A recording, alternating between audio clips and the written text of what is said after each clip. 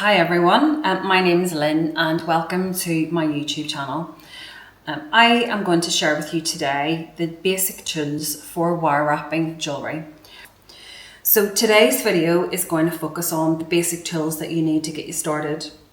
I have about 7 sets of pliers here that I now have to use whenever I'm making jewellery. You don't even need this many, so I'm going to take you through what I have here and what I actually started with in order to make my first pieces.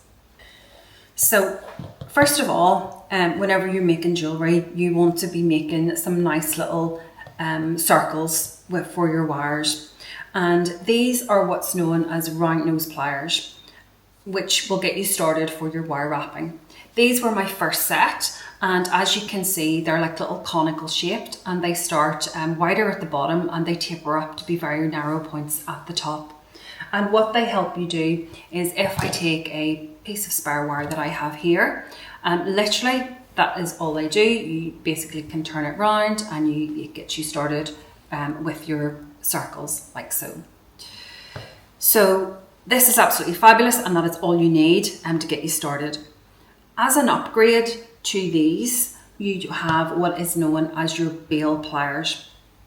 And what that means is they have different sizes of bails. These are the bails here, the little circular pieces, and they come in different widths. So what it means is, if you were making a pair of earrings and you wanted your circle to be exactly the same size in each ear, you would have to try and remember exactly whereabouts down on this plier you started in order to make them both the same size. And it just sort of, you have to work a wee bit harder to think about it. Whereas with this one, whenever you make your circle and you've chosen, I want to have it this size, you just go around this bail, and then for the second circle, you just, whenever you use this bail again, it will be exactly the same size again. So again, for your starters, you would just need 1 set of your round nose pliers, and as an upgrade, you could do your bail pliers for that. I will include links to these below, but you can pick them up. You probably could pick them up in craft stores that you perhaps have local to you as well. So the next tools that I'm going to go through are basically starting with your chain nose pliers. This is the basic chain nose plier here, and this is the pliers that I actually started with as well. These are the tools that are great for gripping on to the wires. And what you need to make sure is that when you look inside, that they've got a lovely smooth finish so that you don't damage any of your wires. With pliers like these, they are just typical little pliers. You might actually find you have a set in the house if you check around toolboxes. But again, just make sure that the inside is flat. And you'll use these for nearly everything you make. You will use a set of these chain nose pliers, whether it's for gripping on to start your wire wrapping. So for example, you're using it to hold, and because they are nice and smooth, they won't damage the wire. So that's me starting my wrapping, and these are great for holding on. As an upgrade to these, or sometimes if you buy your pliers in a set, you will get a set of what's known as bent nose pliers, and this is what these are here. And the only difference is they're pretty much the same, but they come with a little bend and they taper up into a point at the top. So if you're working on a piece that has, just let me have a wee look here. If you're working on a piece, say these were a set of earrings, and you're kind of trying to work inside, maybe to grip the wrap or whatever to close it over, they're just a little more easier to work on intricate pieces. It's also good if you're needing to open, for example, jump rings or earrings, and you do need 2 sets of pliers to do that. So you would grip your jump ring with 1 plier, and then you would use the other one to open it. And we will cover that as well. You never pull your jump rings apart. You always separate them and then close them back together again. So then you would close them over. So it's always handy to have 2 sets of pliers, and that's where your bent nose pliers comes in. Also, as an investment or an upgrade, I have just recently got these, which are known as needle nose pliers. And I suppose they are exactly what they say on the tin. They're pretty much like your chain nose pliers. They again are very flat in the inside so that you don't damage any of your wires, but they do come up into more of a needle nose at the top. So whenever you're working on smaller pieces and you need to really get in to work on your piece, they're much easier to work with. And these ones are really nice to hold on to. You can see they've got quite a chunky handle on them, and they spring back as well for that. So just to summarize on these are your basic chain nose pliers, which is basically all you need to get started. Then you've got your bent nose pliers, which are pretty much the same, but they have your bend at the top. And then you have your needle nose pliers, which are just a lot thinner at the top to get into. So moving on now to the cutters. When I started, again, basic set of wire cutters. These are something that you may also find in a toolbox that you have at home.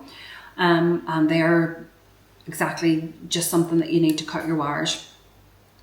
As an upgrade, and the reason why is if I look closely at these cutters, on even the flatter side, if I look across here, there is actually a little indent here. So whenever I cut the wire, whether it's a flat piece of wire at the top here, it's not going to be straight across because this is not flat across. So therefore I may need to file this down at the top. If I'm maybe, closing two bits of wires over together, I would need to make sure that they're completely flat in order for them to close. So for argument's sake, if I was to bring this circle here, where I do have two wires that are closing over, I would need to make sure that they're filed completely flat in order for that to happen. In order to make my life easier, what I have done is, as an upgrade, invested in what's known as flush cutters. So the difference is on one side of these are completely flat. So whenever I would be cutting my piece of wire, I would make sure that the wire that's left on the piece of jewellery that I'm making is on the flush side, and the bent side then is the excess wire that's been taken away. So just your regular wire cutters is all you need to get started, and as an upgrade is your flush cutters. All of these are very cost effective, and I will include again some links just to some examples below for you to have a look at. Lastly, I find these are what's known as nylon jaw pliers, and these are absolutely great if you are working with wire and you just need to hold on to it. Because of the nylon jaws, they will not leave any marks in the wire. The other thing that they're great for is if you've kind of been working with wire, I try to work with my hands where possible because it makes your piece more natural rather than using your pliers all the time. Don't get me wrong, I'll use my pliers if it makes life easier for me to try and get into intricate places, but it's also great if you need to try and sort of pull out your wire to straighten it again. If you've kind of maybe put a bend in it where you didn't want to, the nylon will protect from any damage to the wire. The last couple of items just to go through today are rulers. You'll always be measuring your wire, whether it's what length of wire for your earrings, or if you're maybe making some circles of where to bend and you need to know exactly what how many millimeters it's going to be, you'll always be measuring. So if I always have centimeters and also your inches. I have a small one and a big one, just depending on what I'm making. And lastly, to talk about in this video, I just wanted to cover filing. I had mentioned about whenever you cut the wires, you never want to leave any rough bits on your jewellery. So you may find that if you're making a piece, you may, where you've sort of finished off your wrap, you may just, whenever you've kind of burnished it with your pliers, if there's any wee bits of rough bits, you may feel that you need to sort of give it a wee file off. So you can either use, these are little diamond ones that I just bought on Amazon. I'll pop the link in below where you can have a look at these. They just are really handy just to get into little places to file things. Or you can actually just use a normal nail file because that's how fine and soft the wires are that you will be using before you harden them. So I hope you have enjoyed the video today and it gives you an idea of what you need to get started on your wire wrapping journey.